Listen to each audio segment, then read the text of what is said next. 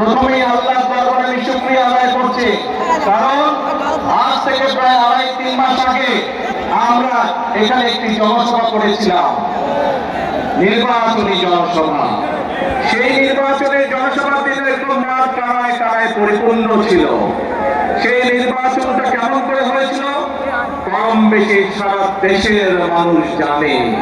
বিগত 1 যুগের বেশি সময় ধরে এই দেশের মানুষের বাক স্বাধীনতা হরণ করা হয়েছিল, সকল প্রকার রাজনৈতিক স্বাধীনতা হরণ করা হয়েছিল তাদের ভোটের অধিকার।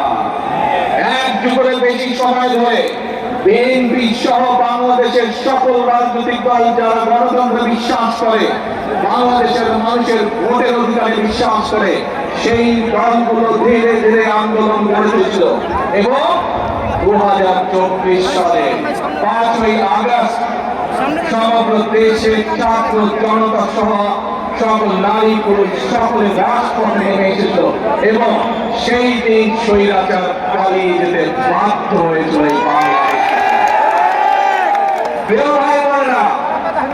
বাংলাদেশের মানুষ তাদের হারিয়ে যাওয়া ভোটের অধিকারকে প্রতিষ্ঠিত করেছে।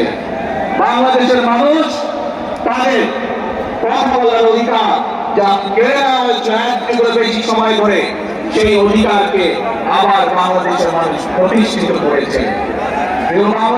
প্রিয় বগুড়াবাসী, বাংলাদেশের মানুষ দেখেছিল সেই 1 যুগ সময় ধরে যখন মানুষের ভোটের অধিকার ছিল না, কথা বলার অধিকার ছিল না, আমরা দেখেছিলাম কিভাবে দেশে কথা বলেছিল উন্নয়নে, কিন্তু উন্নয়নের নাম করে মেগা প্রজেক্টের নাম করে কিভাবে সেদিন মেগা দুর্নীতি করা হয়েছিল।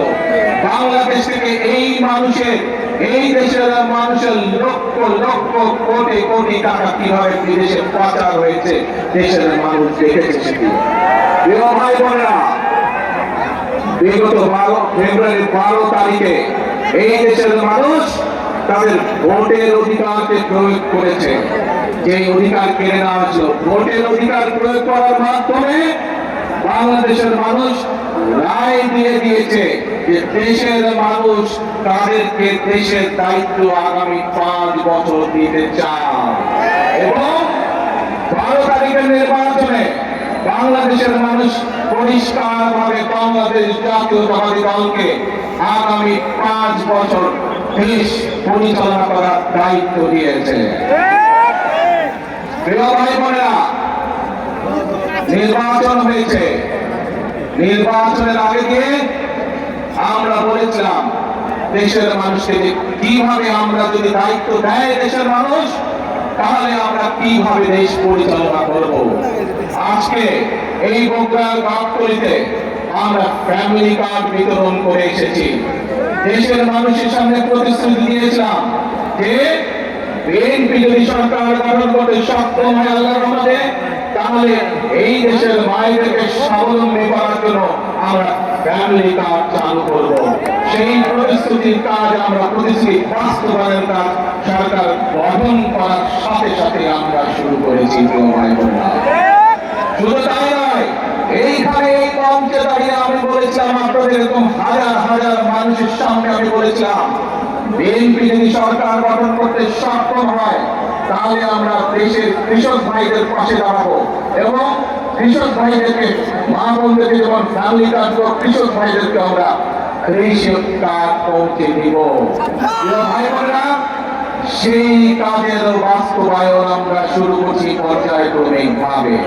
শুধু তাই নয়, এই মঞ্চে দাঁড়িয়ে আমি আপনাদের সামনে বলেছিলাম আমাদের জাতীয়তাবাদী দলের পরিকল্পনা ছিল আমরা যদি সরকার গঠনে সক্ষম হই তাহলে যে সকল কৃষক ভাইদের 10,000 টাকা পর্যন্ত কৃষি ঋণ আছে সেই কৃষি ঋণ সুদ সহ আমরা মওকুফ করব সরকার গঠন করে।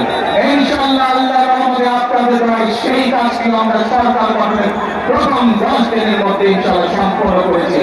যার ফলে বাংলাদেশে 12 লক্ষ কৃষকের ঋণ মওকুফ হয়ে গেছে সুদ সহ। প্রিয় ভাই বোনেরা, এই যে পাশে বাইতুল হাদিস জামে মসজিদ, আমরা এই মঞ্চে দাঁড়িয়ে আমি আপনাদের সামনে বলেছিলাম বাংলাদেশ জাতীয়তাবাদী দল বাংলাদেশের মানুষের কাছে প্রতিশ্রুতি দিয়েছে যে সরকার গঠন করতে আমরা সক্ষম হলে পরে এই যে মসজিদ বলে বলেন এখানে ইমাম সাহেব আছেন, শহীদ সাহেব আছেন সহ অন্যান্য যে ধর্মীয় গুরুরা আছেন, তাদের জন্য আমরা সরকারের পক্ষ থেকে সম্মানের ব্যবস্থা করবো যাতে সম্মান নিয়ে বেঁচে থাকতে পারে।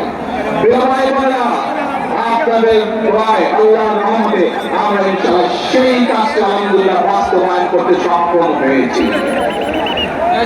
ভাই বোনেরা, আপনাদেরকে আমরা বলেছিলাম, দেশের মানুষকে বলেছিলাম যে আমরা এই বগুড়ার সন্তান শহীদ রাষ্ট্রপতি জিয়াউর রহমান তার একটি বিখ্যাত কর্মসূচি খাল খনন কর্মসূচি আমরা শুরু করব। কারণ আমরা দেখেছি বর্ষার সময় যে খালগুলো নদীগুলো ভরাট হয়ে যাওয়ার কারণে কিভাবে বর্ষার সময় অনেক এলাকা প্লাবিত হয়, কিভাবে গ্রামের মানুষ শহরের মানুষ সকলে কষ্ট পায়, সম্পদ নষ্ট হয়, গবাদি পশু নষ্ট হয়, ফসল নষ্ট হয়।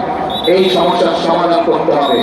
আমরা দেখেছি কিভাবে গ্রামের বিভিন্ন জায়গায় এমনকি বর্ষার সময় অনেক জায়গায় খরা করে মানুষ পানি পায় না, কারণ খালগুলো সব ভরা বন্ধ হয়ে গেছে, নদীগুলো ভরা হয়ে গেছে। আমরা সেজন্য বলছিলাম ইনশাআল্লাহ আগামী 5 বছর আমরা 20,000 কিলোমিটার খাল খনন করবো। আপনাদের কাছে যে প্রতিশ্রুতি দিয়েছিলাম সেই খাল কাটার প্রতিশ্রুতির কাজও আমরা বাস্তবায়ন করেছি, সেই কাজও আমরা শুরু করেছি। প্রিয় ভাই বোনেরা, বিএনপি আপনাদেরকে যে কথা দিয়েছিল পর্যায়ক্রমিক ভাবে আমরা প্রত্যেকটি কাজ শুরু করেছি।